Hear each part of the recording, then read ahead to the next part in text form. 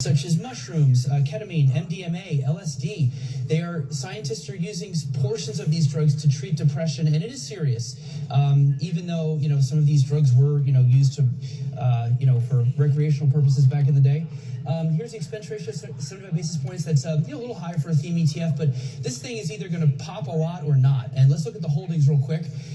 Here's some companies in here. The first couple holdings in here that you're going to see are going to be cannabis companies, right? Some of these companies are well known.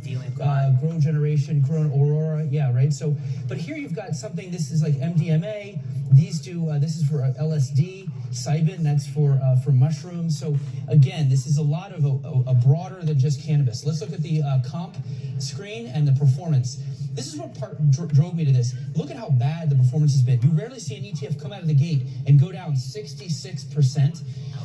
Here's the good news is when this thing pops, it should pop a lot. And so, Katie, look, for those looking for hot sauce and something down, this thing does fit the bill because the story and the narrative still is in play.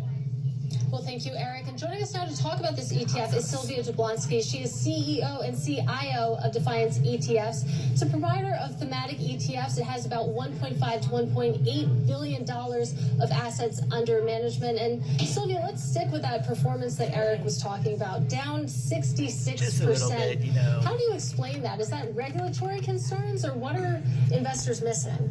Hi, Katie. Great to see you today. So, I think the performance of this ETF just has to do with the fact that this is a nascent field that hasn't taken off yet.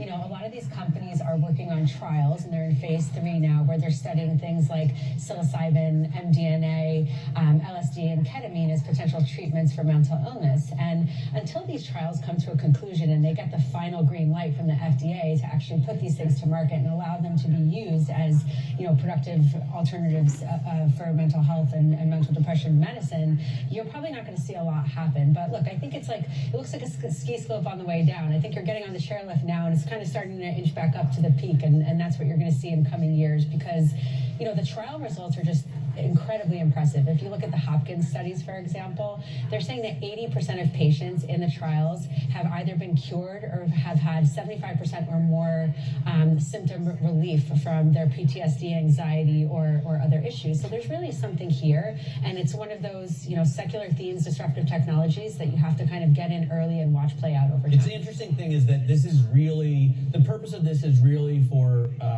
medical progress, and not at all for we make jokes about college, but right. This isn't like a marijuana ETF where you're betting that everyone's going to go smoke weed, right? This is about actually curing mental illness. This is about curing mental illness. So mental illness is on the rise post-COVID. There have been 11% of people have reported having suicidal thoughts. 40% of people have had substance abuse issues or some sort of mental illness. We all probably know someone who has had a family member who has suffered from it. So if you look at kind of the classic mental illness drugs now, they're called SSRIs. They're effective for about 70% of the population, but there's 30% of people out there, particularly soldiers with PTSD, substance abuse addicts, anxiety, eating disorders, things like that never get cured.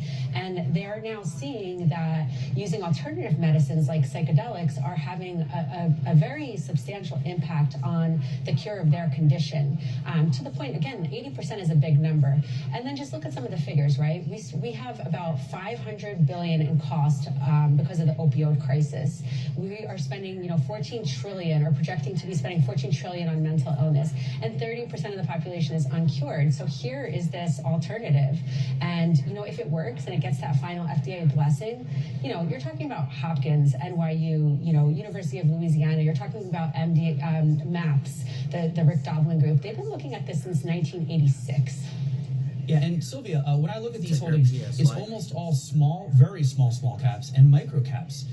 The good news here, there's probably going to be some M&A potential, right? Do you see some of the bigger companies like a Johnson & Johnson coming in and buying up some of these companies? Yeah, and that's a great point. And when we went to build this ETF product, and I know that you've talked about it before, it's tricky to find the right names to sort of fit into the index rules, because these are new companies that are just coming out and starting to invest in this. But I think that'll change. Really. Yeah, moonshots. Yeah, that's a good word for it. But you now have people like Steve Cohen starting to donate relate to MDNA research for post-traumatic stress and things like that, big hedge funds. But to your point, yes. So AbbVie and Allergan is a good example, right? They wanted to sort of merge for the ketamine business. Johnson & Johnson is investing in that. I think if you think about the potential... As a horse tranquilizer, though. Well, that's a start. But if you think about, $100 billion of potential in this space, it's only a matter of time before big pharma comes into it. And you want them to in this case, right? You want this to become mainstream if it really works and helps sort of people improve their lives. It's humans over profit with this, so. All right, Sylvia, we have to leave it there, but it's great to get some time with you. That is Sylvia Jablonski of Defiance ETFs. And before we go, here's a special look at another ETF. This one is focused on companies that have a leg up on the competition. The VanEck Morningstar Wide Moat ETF trades under the ticker MOAT. It follows Warren Buffett's philosophy of investing in companies with a long-term competitive advantage in their industry, or as Buffett describes it, a moat around their business. Almost all of the roughly 53 holdings are U.S. companies, with software firms making up about a fifth of the weighting. Amazon, Wells Fargo, Boeing, and Merck are among the names in this equally weighted fund. Since launching in 2012, MOAT's total return is around 320%. MOAT has roughly $7.2 billion in assets with an expense ratio of 48 basis points. Gets a green light in the Bloomberg Intelligence traffic light system with one warning for an alternative weighting. It's true. Yeah.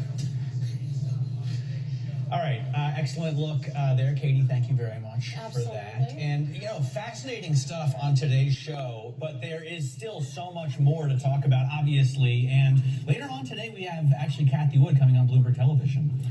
And that's a fascinating one because we heard from Morningstar last week. I believe they downgraded the ARK Innovation Fund, right? Yeah, and it's interesting. I sometimes think ARK is viewed through the lens of like the 90s, where there's supposed to be like a T-row blend fund, but people aren't going to ARK for the core of their portfolio. They're going to them for hot sauce. Just like you go to that psychedelics ETF, you put a little of that on top of a sort of cheap beta core.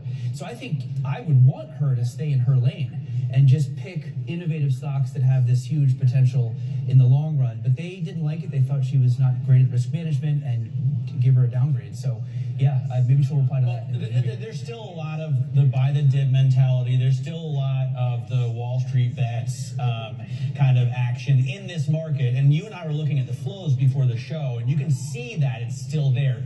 Thankfully, even though they've had such a difficult performance. They're loyal. I mean, everyone in ARK, all the flows that we've seen, it's shocking how sticky they are. Yeah, and that's because she sticks to her guns. Her stubbornness is a feature, not a bug, in my opinion, because people already have all the serious investor stocks covered in their index funds. So they want that sort of wild and out there kind of strategy from her. And so I think she's smart to stick to what she's doing. And we're seeing copycats as well. So other people are emulating her strategy. That does it for Bloomberg ETF IQ. I'm Matt Miller, along with Katie Greifeld and Eric Balchunas. Tune in again next week, every Monday at 1 p.m. for more on the $7 trillion ETF industry. This is Bloomberg.